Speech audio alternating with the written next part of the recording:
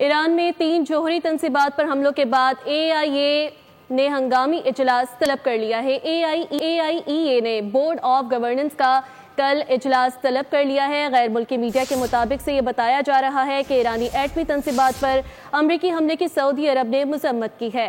हंगामी इजलास तलब किया गया है। IAEA की जानिब से इजलास तलब किया गया है, जबकि बोर्ड ऑफ गवर्नर ने कल इजलास तलब कर लिया है। गैर मुल्की मीडिया के मुताबिक ईरान में 3 जौहरी तंसीबात पर हमलों के बाद IAEA ने हंगामी इजलास तलब कर लिया है।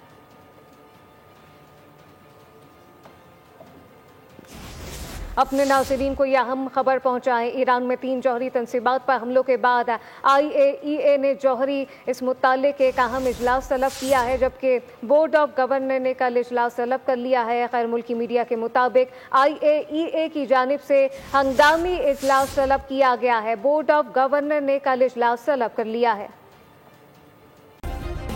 सब्सक्राइब करें और बेल दबाएं ताकि कोई खबर रह न जाए।